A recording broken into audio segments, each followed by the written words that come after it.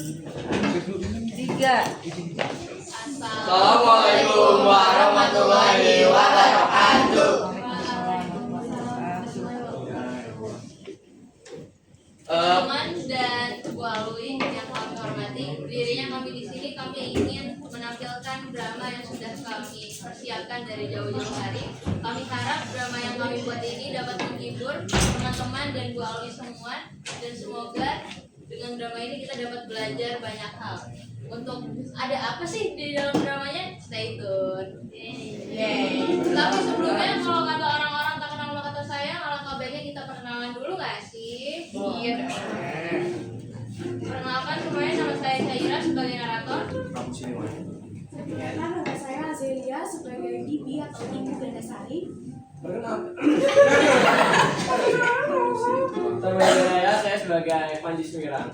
Perkenalkan, nama saya Indriana Caroline sebagai utusan dari Kerajaan Kahuripan. Perkenalkan, saya juga sebagai penulis ulang tahun ibunya Ajeng. Perkenalkan, nama saya Jonathan Shobe dan saya berperan sebagai Galuh Ajeng. Perkenalkan, nama saya Dalmaya Tayakim, saya berperan sebagai Galuh Chandra Kirana. Perkenalkan, nama saya Raska Piaiman Yusuf, saya berperan sebagai Raja Daha. Perkenalkan, nama saya Karvinta, saya sebagai permaisuri. Perkenalkan, nama saya Fatih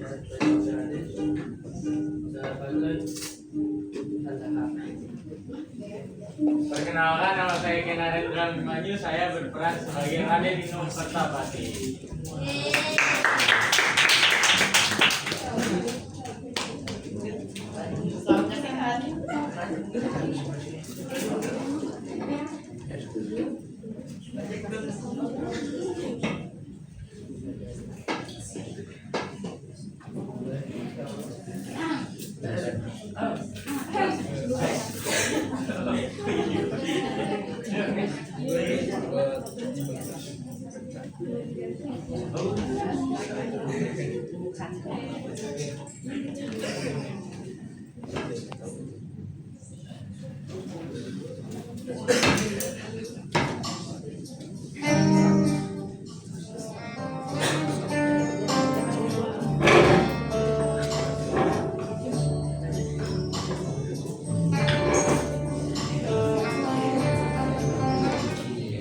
Pada zaman dahulu kala, berdiri sebuah kerajaan di Pulau Jawa bernama Kerajaan Daha. Kerajaan ini dipimpin oleh Raja Daha yang mempunyai dua putri cantik jelita. Yang pertama namanya Galuh Chandra Kirana, anak permaisuri yang lembut dan baik hati, serta Galuh Ajeng, anak sulir Padukalihu yang selalu iri hati dan sombong. Sang raja memiliki tiga saudara loh, seorang menjadi raja di Kahuripan dan seorang menjadi raja di Kegelang. Sedangkan yang satu lagi seorang wanita menjadi pertapa di Gunung Wilis dengan gelar Nyi Gandasari.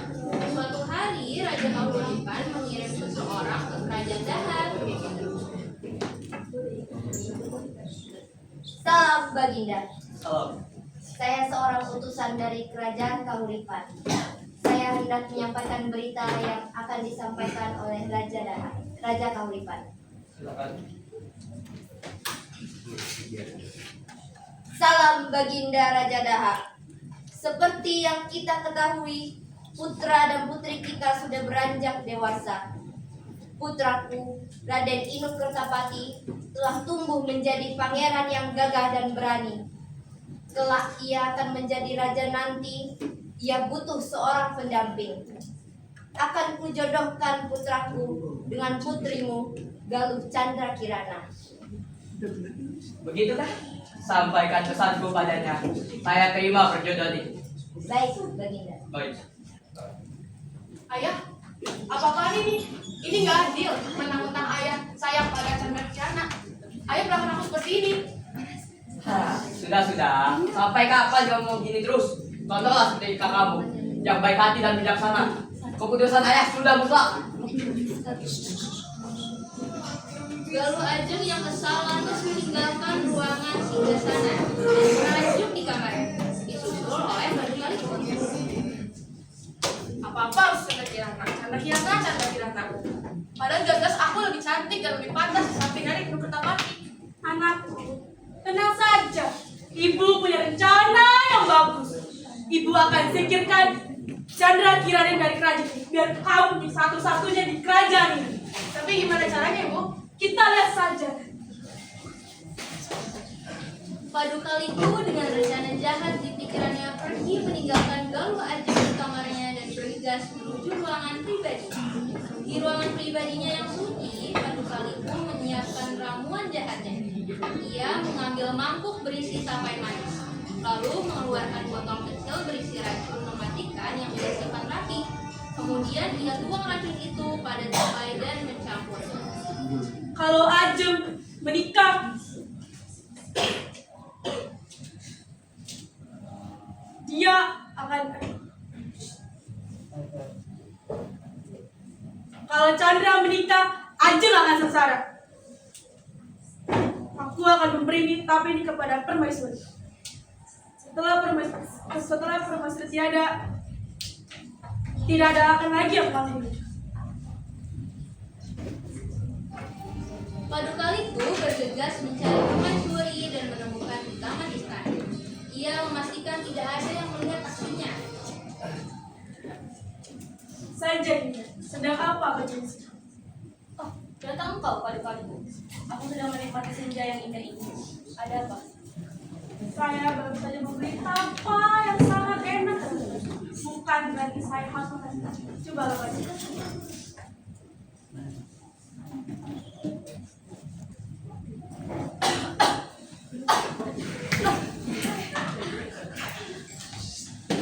Beberapa saat kemudian, Chandra Kirana yang kebetulan melewati taman istana melihat permaisuri yang tergeletak Ada apa ini? di depan nyawa.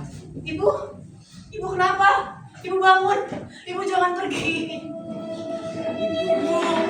Ibu.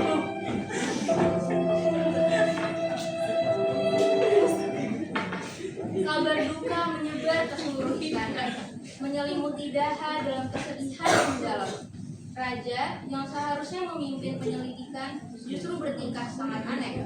Sejak kematian permaisuri, Raja menjadi sangat malu dan mudah dipengaruhi oleh Padukalingku. Tak lain karena mantra guna-guna yang diam-diam telah diberikan selir jahat itu. Kematian sang permaisuri pun sampailah di kerajaan Kahuripan. Raja Kahuripan yang merasa kasihan pada Chandra Kirana akhirnya memutuskan untuk mengirimkan bingkisan berupa 2 buah boneka. Ia menyuruh putranya Raden Inu untuk berbuat boneka tersebut. Yang satu dari emas dan satu lagi terbuat dari perak. Boneka emas itu dibungkus dengan kain biasa dan boneka perak itu dibungkus dengan kain sutra. Bingkisan itu akhirnya tiba di kerajaan Daha. Galuh Ajeng dipersilakan untuk memilih terlebih dahulu. Baginda, ini adalah bingkisan dari Raja. Terima kasih. Silakan. Aku belinya ya.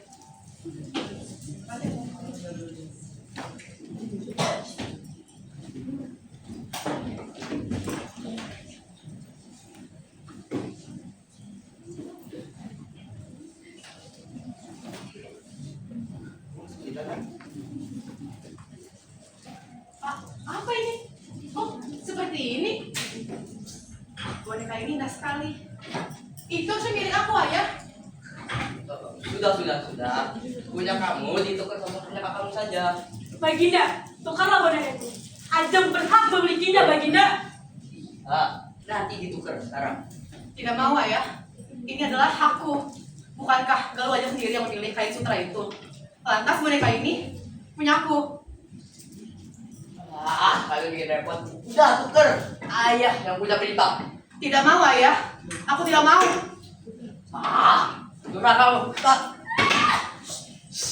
Pergi dari istana ini. Aku tidak ingin melihat mukamu lagi. Dasar durhaka. Chandra Kirana tertegun dengan perbuatan sang raja dan akhirnya diusir dari istana. Keesokan harinya, Chandra Kirana meninggalkan istana tanpa arah dan tujuan. Maka sampailah Chandra Kirana di perbatasan kerajaan Daha dan kerajaan Kahuripan. Sebaiknya aku menetap di sini dan akan kudirikan kerajaan kecil untukku. Aku akan menyamar menjadi seorang raja agar tidak ada lagi yang mengenal diriku. Chandra Kirana pun mengganti namanya menjadi Panji Sutra dan menyamar sebagai laki-laki. Untuk memperkuat kerajaannya, menahan setiap orang dan rombongan yang melewati kerajaan itu dengan memaksa mereka untuk menentang. Lama-kelamaan, kerajaan itu semakin besar dan membesar, serta kuat sampai akhirnya berita tentang kerajaan Panji Semirang sampai di kerajaan Kauripan. Suatu saat, rombongan utusan Raja Kauripan yang sedang membawa mas kawin dicegat oleh Panji Semirang. Hei kalian semua, berhenti sekarang juga dan berikan itu. Tidak akan. Lagi pula, siapa engkau? Hah, mereka belum kenal siapa aku. Aku, Panji Semirang, raja dari kerajaan kecil yang diusir karena ketidakadilan. Sudah, berikan itu sekarang. Coba saja kalau bisa. Hah, kalau begitu rasakan ini.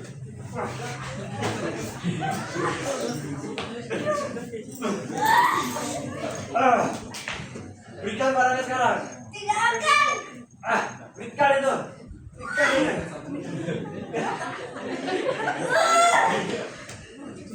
Ini punya Raden Inokertapati kan? Oh iya, memangnya kenapa? Kalau memang ini mau dikembalikan, suruh Raden Ino sendiri mengambil daripadaku. Sudah, pergi kau.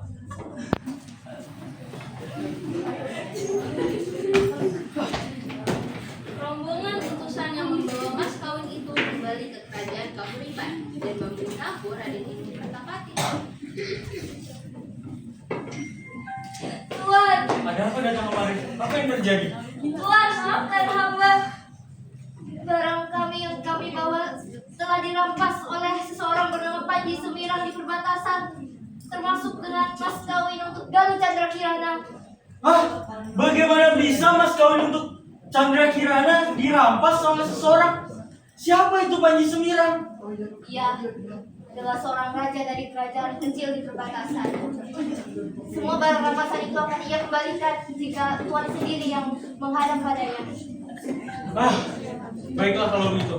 Antar aku ke Panji Semirang. Aku akan menemuinya. Baik. Raden Inu dan utusannya kemudian pergi ke kerajaan milik Panji Semirang. Terima kasih. Permisi, Panji Semirang. Raden Inokertapati. Hamba datang untuk mengambil kembali barang milik kerajaan Kauripan yang telah kau curi. Baiklah, sudah lama aku menunggu engkau. Lebih baik kita menjamu makanan di dalam begitu. Lantas, bagaimana dengan barang yang kau ambil itu? Aku akan berikan nanti. Baiklah, aku terima ajakan makan. Baiklah. Raden Inu yang mendengar kabar itu kemudian mendatangi Panji Semirang untuk makan bersama. Raden Inu merasa kagum pada Panji Semirang tanpa takut siapa dirinya. Panji Semirang. Namamu akhir-akhir ini sering kali kudengar oleh para prajurit-prajuritku. Mereka bilang bahwa kau merupakan seorang raja kecil yang tinggal di perbatasan ya. Bisa saja kau Raden Inu. Apalah daya aku jika dibandingkan dengan kau. Akulah bukan apa-apanya. Bisa saja kau. Sesudah makan bersama, Raden Inokertapati melanjutkan perjalanannya ke kerajaan Daha untuk menjalankan pernikahannya dengan Chandra Kirana. Baiklah, Panji Semirang. Aku akan segera kembali ke perjalananku. Buru-buru sekali kau. Baiklah, aku akan mengambil barangnya sebentar. Namun dalam perjalanan ia merasa ada sesuatu yang Baiklah, janggal. terima kasih Panji Semirang. Senang bertemu dengan Senang bertemu.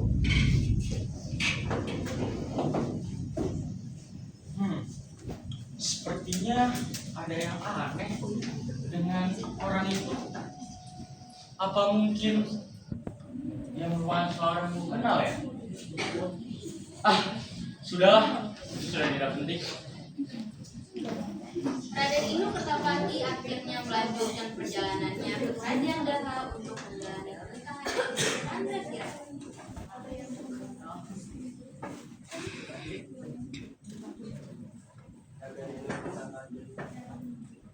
Kalau Chandra Kirana tidak ada di kerajaan. Hah? Bagaimana bisa Chandra Kirana tidak ada di kerajaan? Apa yang terjadi? Putri Chandra Kirana sudah menghilang dari 1 bulan yang lalu. Dia dikeluarkan dari istana atas dengan Raja Daha. Kalau begitu, lantas siapa yang harus aku nikahkan selain Chandra Kirana? Paduka-liku telah berhasil menghasut Raja Daha agar Galuh Ajeng dapat menikah dengan Raden Inu. Aku Raja Daha. Kamu yang lagi nyari apa sih? Iya, betul. Aku ingin menikahi anakku Chandra Kirana. Nah, menikahlah dengan anakku yang satu ini. Galuh Ajeng. Dia lebih baik dan bijaksana dibanding Chandra Kirana. Namanya hanya mengotori kerajaanku saja. Ya, aku bersedia menikah denganmu, Raden Inu.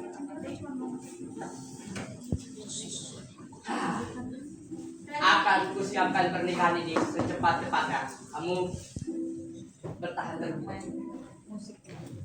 Raden Inu yang mendengar semua itu merasa kecewa, bingung, dan hancur hati. Akhirnya ia pun terpaksa menikah dengan Galuh Ajeng. Sejak menikah dengan Galuh Ajeng, Raden Inu Kertapati sangat gelisah dan sedih hati. Suasananya buruk, hatinya berubah. Akhirnya dia memutuskan untuk pergi ke kerajaan pamannya, Kerajaan Gagelang, untuk menghibur hati yang pilu. Pengawalku, bersiaplah. Untuk beberapa hari ke depan aku akan pergi ke kerajaan Gagelang. Urusan apa tuh ke kerajaan Gagelang? Aku ingin menghibur diriku. Aku sudah lelah dengan keadaan di kerajaan ini. Baik juga. Sementara itu, di kerajaan Panji Semirang, kabar tentang pernikahan Raden Inu dengan Galuh Ajeng sampai di telinga Panji Semirang. Ia sangat sedih mendengar itu, yang pada seharusnya Raden Inu menikah dengannya. Oleh karena itulah ia pergi menemui bibinya di Gandasari. Di Buluris, ia mengganti penampilannya kembali menjadi dirinya yang sebenarnya sebagai Chandra Kirana. Bibi, sudah lama tidak berjumpa. Chandra Kirana, ada apa engkau kesini jauh-jauh? Aku ingin memberikan nasihat darimu. Hatiku sangat sedih. Raden Inu, dia telah menikah dengan Galuh Ajeng. Padahal seharusnya dengan akulah dia menikah. Baiklah, masuk ke dalam rumahku, mari kita bicarakan di sana. Ceritakan semua padaku. Hati Chandra Kirana sedih, hancur, remuk, pecah, bercampur aduk. Ia merasa sedih dan khawatir karena Panji Semirang telah menikah dengan Galuh Ajeng. Ia kemudian masuk ke rumah bibinya dan menceritakan semua. Bagaimana keadaanmu Chandra Kirana? Apakah kerajaan baik-baik saja? Tidak, Bi. Aku diusir dari kerajaan oleh ayah. Sekarang, aku tinggal di perbatasan dan menyamar menjadi raja kecil. Untuk mengisi kehidupanku, aku merampas pasokan kerajaan lain yang melewati perbatasan. Astaga, kok bisa seperti itu? Lantas, bagaimana dengan Raden Inu? Karena aku diusir dari kerajaan, dia menikah dengan Galuh Ajeng atas perintah raja. Bagaimana, Bi? Aku sangat sedih. Baiklah, Bibi akan menyarankan kamu. Menyamarlah kamu menjadi seorang gamu. Dan jagalah identitasmu di sana. Pergilah ke kerajaan Gagelang, ke kerajaan pamanmu. Mulailah perjalanan di situ. Baiklah, aku akan melakukan seperti yang kau katakan. Aku akan mengganti identitasku menjadi Galuh pada Asmara dan melanjutkan perjalananku di sana. Baiklah. Terima kasih, Bi. Sejak saat itu, Chandra Kirana menjadi seorang pemain gamelan selama perjalanannya menuju kerajaan Gagelang. Pertunjukannya digemari oleh banyak orang. Raden Inu pun sampailah di kerajaan Gagelang. Saat sedang berjalan-jalan di tengah kota, ia melihat seorang pemain gamelan yang sedang memberikan petunjuknya pada penonton.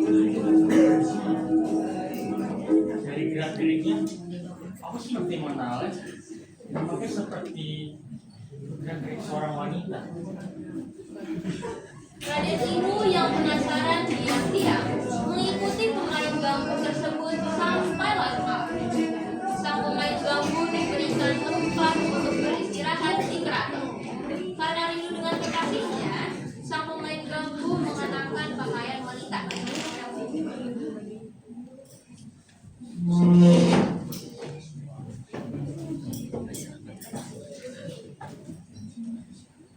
Raden Inu Kertapati.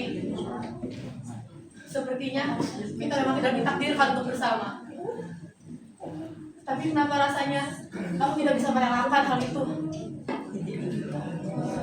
Melihat sang pemain gambus yang dicurigainya menimbang boneka semakin yakin bahwa Ika adalah Chandra Kirana. Chandra Kirana?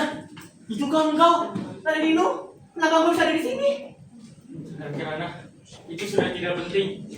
Aku kira dengan berita kehilanganmu yang tersebar di seluruh kerajaan, masa depanku denganmu sudah pupus. Sudahlah, mari kita kembali ke kerajaan Kahuripan. Aku ingin segera menikahimu, Chandra Kirana. Raden dan Chandra Kirana pergi menuju kerajaan Kahuripan dan akhirnya pasangan itu menikah dan hidup berbahagia. Kabar pernikahan mereka akhirnya sampai di kerajaan Jagat. Kenapa sih harus wanita itu lagi? Chandra Kirana. Dia lagi.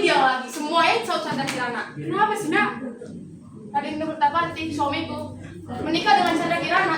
Ibu harus sesuatu. Tenang Anda. Ibu akan membuat Chandra Kirana sengsara. Takkan ibu biarkan, Nak. Paduka-Liku pun bergegas pergi dari kerajaan dan pergi menuju Bertapan untuk mengikat guna-guna pada Chandra Kirana. Namun dalam perjalanannya, langit menjadi hitam dan awan tebal menyelimuti langit. Petir menyambar Paduka-Liku dan ajalnya pun datang.